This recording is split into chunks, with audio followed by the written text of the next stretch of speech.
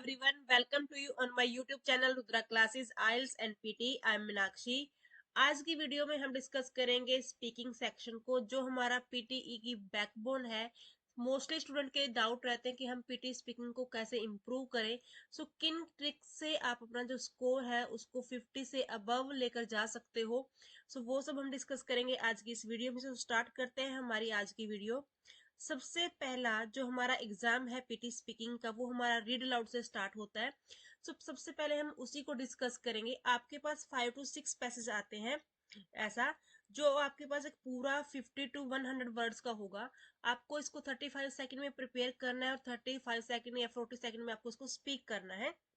ध्यान में क्या रखना है आपने कि आपके पास 3 सेकंड का रूल होता है। 3 सेकंड के अंदर अगर आपने बोला स्पीक करना स्टार्ट नहीं किया, सो आपका जो माइक है वो स्टॉप हो जाएगा।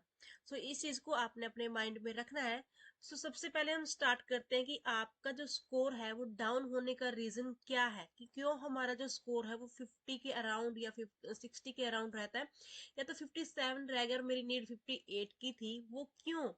क्योंकि हमारी जो पिच है, जो हमारी वॉइस है, वो मेन रोल प्ले करती है आपकी स्पीकिंग में। अब अगर हम किसी से, जब हम आपस में अपने फ्रेंड्स या किसी से भी हम आपस में बात करते हैं, और मान लो सामने वाले की जो वॉइस है वो थोड़ी सी बिल्कुल वो है हैवी है, या तो बिल्कुल ही चुभने वाली है, तो हम उसको सुनना पसंद नहीं करेंगे, उसके वर्ड हमारे पास क्लियरली नहीं आएंगे। वैसा ही सेम आपके साथ है एग्जाम में, कि आपको अपनी जो पिच है उसको एनालाइज करना है कि आपकी जो वॉइस है वो कैसी है, और उसको इम्प्रूव करने की आपने प्रैक्टिस करनी है कि हाँ, जो मेरा साउंड है वो कितना क्लियर रिकॉर्ड हो रहा है। सबसे मेन थिंग है आपकी पिच। पिच आपका मोस्ट इंपॉर्टेंट रोल प्ले करती है। मैं आपको एग्जांपल भी दे सकती हूँ कि मेरी एक स्टूडेंट थी जिसने 4 टाइम एग्जाम दिया था, लेकिन उसकी जो वॉइस थी वो बहुत ही थिनर थी। वो बार बार एग्जाम, उसकी कहीं पर भी कोई मिस्टेक नहीं थी। बार बार जितने भी ट्यूटर से उसने अपना एग्जाम चेक करवाया, सिर्फ उसकी एक ही मिस्टेक थी कि उसकी पिच की।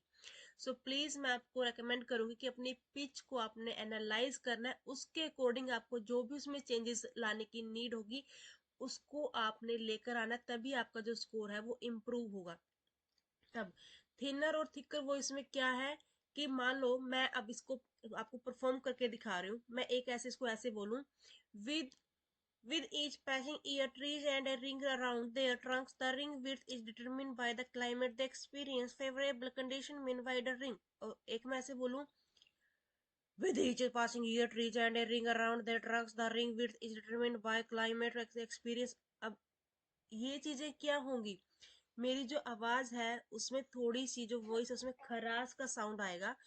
ऐसा हमने नहीं करना, बिल्कुल क्लियरली हमने इस चीज को प्रोनाउंस करना है। मैं थोड़ा सा आपको परफॉर्म करके दिखा रही थी, बट जो बोलते हैं ऐसा, जिसकी जो वॉइस में थोड़ा सा ऐसा होता है कि थिनर या थिकर होती है, उसका साउंड थोड़ा सा अजीब टाइप का रिकॉर्ड होता है। तो उसको पहले अपने जो वॉइस है उसको एनालाइज करना है। किसी भी डिटेक्टर की हेल्प से आप कोई भी प्ले स्टोर से अपना डाउनलोड कर सकते हो, कोई भी वॉइस डिटेक्टर, जिससे आपको क्या हो जाएगा, बहुत हेल्प मिलेगी। सेकंड क्या है कि जब आप कभी भी रीड अलाउड को परफॉर्म कर रहे हो, आपको एक नॉर्मल स्पीड रखनी है। बिल्कुल भी आपने फास्ट स्पीक नहीं करना, बिल्कुल नॉर्मल आपने स्पीक करना है। जहां पर भी आपको पॉजेस मिले हैं, एंड मिला है, और आया है, या तो फुल स्टॉप आया है, वहां पर आपने पॉज लेना है।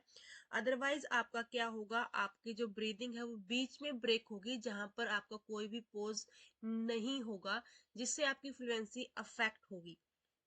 फॉर एग्जाम्पल, जब मैं इसको परफॉर्म कर रही हूँ और मैं यहाँ कोमास पर या फुल स्टॉप पर पोज ना लेकर कंटिन्यू परफॉर्म कर रही हूँ, मैं आपको परफॉर्म करके दिखा देती हूँ कि मैंने भी जब अपना फर्स्ट टाइम अटेम्प्ट किया था, तो मैंने कैसे जो एग्जाम था वो दिया था, मैं कैसे जो रिपीट रीड अलाउड थे वो कैसे स्पीक करके आई थी। मैं आपको एग्जाम्पल देती हूँ, फिर मैं आपको अपना स्कोर भी बताऊंगी। मैंने परफॉर्म किया था क्योंकि मुझे पता था कि सिर्फ स्पीड पे फोकस करना है। मैंने बोला था, with each passing year, trees and a ring around their trunks, the ring width is determined by the climate they experience. Favorable condition means wider rings and unfavorable mean thinner. As the climate varies from year to year, it creates time-specific patterns like a barcode in the growth of the trees with the reason. अब मेरी voice आप खुद बताओ कि कितना आपको समझ में आया, कितना नहीं। और इसमें मुझे 56 स्कोर अचीव हुआ था। आई गोट 56। जब मैंने ऐसा परफॉर्म किया था और बिल्कुल एक गंदा परफॉर्म किया था, क्योंकि अगर मैं इतनी स्पीड में बोलूंगी और थोड़ी सी नर्वसनेस भी होती है, यहाँ थोड़ी सी आपको क्लियरली सुनाई नहीं देगी कि मैं यहाँ पर नर्वस नहीं हूँ, बट वहां पर एग्जाम में नर्वसनेस भी थी। और इतनी स्पीड में बोलने के बाद मेरे क्या ही वर्ड रिकॉर्ड हुए होंगे। सो आपने क्या करना है, बिल्कुल एक नॉर्मल पेस में क्लियरली आपने प्रोनाउंस करना है और अपने पोजेस को ध्यान में रखकर कि कहाँ पर मैंने पोज लेना है। For example, with each passing year, trees and a ring around their trunks, the ring width is determined by the climate they experience. Favorable condition mean wider rings and unfavorable mean thinner. As climate varies from year to year, it creates time-specific patterns like a barcode in the growth of trees within a region. Normal बोल के आओगे उतना आपके लिए अच्छा होगा, उतना आपका स्कोर अच्छा आएगा। कोई भी ये नहीं है कि अगर आप जितनी स्पीड बढ़ाओगे उतना आपका अच्छा स्कोर आएगा। नॉर्मल आपने बोलना ताकि क्लियरली आपका जो रीड अलाउड है वो रिकॉर्ड हो। थर्ड, आपने किसी भी वर्ड को एग्जेजरेट नहीं करना कि कहीं पर भी आपने एस या ईडी वाले जो वर्ड है उनके ऊपर फोकस नहीं करना ज्यादा। मैं आपको बोलती हूँ, मैं ऐसा रेकमेंड करती हूँ आपको कि हाँ आपने उनका हल्का सा साउंड लेकर आना है। ऐसा नहीं कि हम उनको बिल्कुल स्किप कर सकते हैं। स्किप करेंगे तो हमारा जो कंटेंट होगा वो वहां पर रॉन्ग हो जाएगा, और ना ही हमें वहां पर ज्यादा उसको फोकस डालना, उसके ऊपर ज्यादा फोर्स हमने नहीं लगाना। फॉर एग्जाम्पल, यहाँ पर है डिटरमिन्ड, ठीक है। एक तो मैं इसको बोल के निकल जाऊं, the ring width is determined by the climate. एक मैं इसको बोलूं डिटरमिन्ड, ठीक है। या तो मैं इसको बोलूं कंडीशंस, एस एस इतना जोर लगा दूं इसके ऊपर, ट्रीज ऐसे बोलूं, तो ये सब क्या हो जाएंगे, मेरे ज्यादा एग्जेजरेट हो जाएंगे वर्ड, जिसकी वजह से जो वो उस वर्ड की जो प्रोनाउंसिएशन होगी वो रॉन्ग होगी, और वहां से भी जो मेरा स्कोर है वो अफेक्ट होगा, और मैं नेक्स्ट वर्ड को बोलने में भी मिस्टेक्स करूंगी। अगर मैं यहाँ पर ज्यादा प्रेशर डाल रही हूँ सो उससे मेरी क्या है, फ्लुएंसी भी ब्रेक होगी, और मैं नेक्स्ट वर्ड को भी रॉन्ग करने के चांसेस मेरे इंक्रीज हो जाएंगे। सो ऐसा आपने नहीं करना, इनको आपने नॉर्मल प्रोनाउंस करना है, जैसा आप नॉर्मली बोलते हुए करोगे, ना कि बिल्कुल एक ही वर्ड के ऊपर मैं वहां पर स्टक हो जाऊं। ऐसा हमने नहीं करना कि हम एक ही वर्ड के ऊपर स्टक हो जाए, ठीक है। अब सभी सोचते हैं कि हाँ या तो मैं वन लाइन स्ट्रेटेजी को फॉलो करूं या तो मैं वर्ड स्किप करूं या ना करूं। सो मैं आपको रेकमेंड करूंगी कि वन लाइन स्ट्रेटेजी को तो आपने फॉलो नहीं करना, क्योंकि उससे आपका जो रीडिंग का स्कोर है वो नहीं आएगा, ठीक है। स्पीकिंग में आएगा आपका स्कोर, रीडिंग में नहीं आएगा। उसके बाद अगर आपने वर्ड को स्किप करना है, अब कुछ क्या करते हैं जी, हमने वर्ड को स्किप करना है, लेकिन हमने कैसे किया है जी, मैं ऐसे करके आया हूँ, with each passing years trees add a ring around the trunks, the ring is determined by the climate, the experience favourable condition mean rings and unfavorable mean thinner. As climate from year to year, it creates time specific like a barcode in the growth of trees within a uh, अब ऐसे किया तो उससे क्या हुआ, मेरी जो fluency थी वो तो गई पानी तेल लेने, ठीक है। तो उसमें क्या होगा, आपने आपको जब आपको 35 सेकंड मिलता है प्रिपेयर करने के लिए, पहले ही आपको प्रिपेयर रहना है कि मैंने ये वर्ड स्किप करना है, ठीक है। जब आप 35 सेकंड में इस चीज को प्रिपेयर कर रहे हो और आपको वहां पर उस वर्ड को प्रोनाउंस करने में प्रॉब्लम फेस कर रहे हो, सो आपने उस वर्ड को वहीं से अपने माइंड में सेट कर देना कि ये वर्ड मैंने स्किप करना है। इसलिए मैंने बोला कि आपने जो वर्ड की स्कीपिंग करनी है वो आपने स्मार्टली करनी है। स्मार्टली कैसे करनी है कि जब आप इस वर्ड पर आओ ना, तो इससे आपका ये फ्लो ही ना ब्रेक हो। आपने बोला है, with each passing year trees and a ring around their trunks, the ring is determined by the climate they experience. Favorable condition mean rings and unfavorable mean thinner. As climate from year to year, it creates time specific like a barcode in the growth of trees within a, बस full stop. उसके बाद आगे उसको लेकर ही नहीं जाना। तो आपने जब भी स्कीपिंग करनी है सो स्मार्टली करनी है, ऐसा नहीं कि मैं उस हर एक वर्ड के ऊपर ही वहां पर स्टक होता रहूं, ठीक है। नेक्स्ट मैं बात करूंगी कि आपने जितनी हो सके अपने जो वर्ड्स हैं उनकी प्रोनाउंसिएशन क्लियर रखनी है, क्योंकि जितने आपके वर्ड्स की जो प्रोनाउंसिएशन है वो क्लियर होगी उतना ही आपका अच्छा स्कोर आएगा ओवरऑल, ठीक है। मैं एक सेक्शन की बात नहीं कर रही हूँ, ओवरऑल, ठीक है। वीडियो पूरे सिर्फ एक सेक्शन के बारे में है, लेकिन अगर आपने, क्योंकि आपको पता है कि जो पीटी का जो स्पीकिंग है उसका जो सेक्शन है वो आपस में इंटरलिंक्ड है, ठीक है। इसमें आपका रीडिंग का स्कोर भी है रीड अलाउड में। तो जितनी क्लियरिटी आप अपनी वॉइस में रखोगे उतना ही ज्यादा आपका अच्छा स्कोर आएगा। ऐसा नहीं करना कि है मैं हर एक वर्ड को रॉन्ग प्रोनाउंस करूं, एस को भी इग्नोर करूं, आईएनजी को इग्नोर करूं, या तो कहीं पर अपनी जो पिच है उसको हाई कर रहा हूं, कहीं पर लो कर रहा हूं। सेम आपने अपनी पिच या पेस को मेंटेन करके चलना है, तभी आपका जो स्कोर है वो अच्छा आएगा रीड अलाउड सेक्शन में। इन हल्की हल्की जो चीजें हैं इनको इम्प्रूव करके देख लो, आपका स्कोर ग्रांटेड है कि आपका स्कोर इम्प्रूव होगा। मेरा भी हुआ तो आपका क्यों नहीं होगा, ठीक है। अब हम सब मिस्टेक क्या करते हैं कि हाँ मेरे तो पास में बैठा है, मेरा फ्रेंड बैठा है या तो मेरी फ्रेंड बैठी है, और मुझे तो मेरा ट्यूटर भी देख रहा है, तो मुझे तो बिल्कुल फास्टली करना है। मेरे फ्रेंड ने इसको 20 सेकंड में फिनिश किया, मुझे तो इसको 15 सेकंड में फिनिश करना है।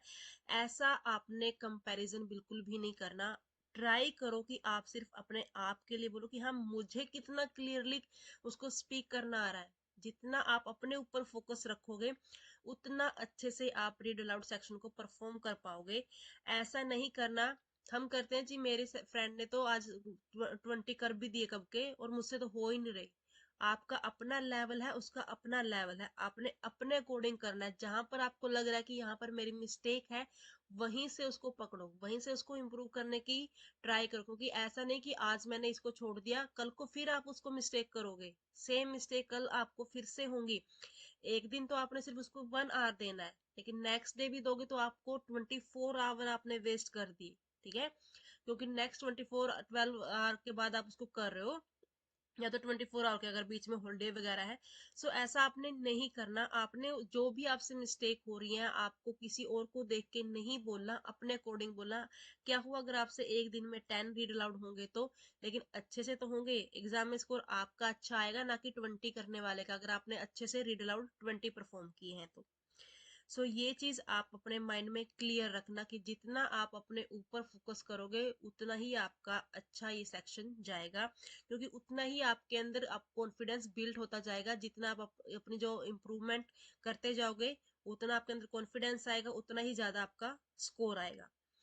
अगर मैं बात करूं आपके रिपीट सेंटेंसेस सेक्शन की, सबसे ज्यादा जो स्टूडेंट है वो इसी की वजह से नर्वस रहते हैं, और इसी की वजह से हमारे जो रीड अलाउड सेक्शन है उसमें मिस्टेक करते हैं कि हाय ये तो हम कर ही लेंगे लेकिन रिपीट सेंटेंसेस से हमें कौन बचाए।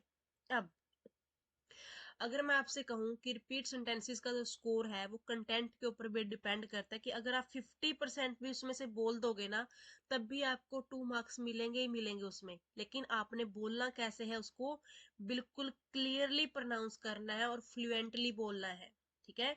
ऐसा नहीं करना कि मैं बीच बीच में से उसको स्टक होके बोल रहा हूँ। जितना आप कम कंटेंट पिक करोगे और उसको क्लियरली बोलोगे तब भी आपका जो स्कोर है वो अच्छा आएगा। और मैं आपको बता दूं कि आपके पास 8 रिपीट सेंटेंसेस ऐसे होते हैं जो बिल्कुल शॉर्टर आते हैं, और अगर आपने कहीं किसी भी ऐप से या तो किसी यूट्यूब चैनल से प्रिडिक्शन फाइल वगैरह की है ना, तो आपको 5 to 6 रिपीट सेंटेंसेस तो उनमें से मिलेंगे ही मिलेंगे जो आपने सुने होंगे। और ऐसा होता है कि जो चीज हमने पहले सुनी होती है वो चीज हम इजिली स्पीक कर पाते हैं। जिसको हमने एक बार भी सुना होता तो उसमें हमारी जो कैचिंग पावर है वो स्ट्रोंग हो जाती है और हम उसको अच्छे से परफॉर्म कर पाएंगे। 2 अगर लेंथी आ भी गए तो कोई बात नहीं, उसमें से 4 से 5 वर्ड आप बोल दो, ठीक है। बाकी का कोई ना, आपने जो 8 थे वो तो अच्छे से परफॉर्म किए है ना।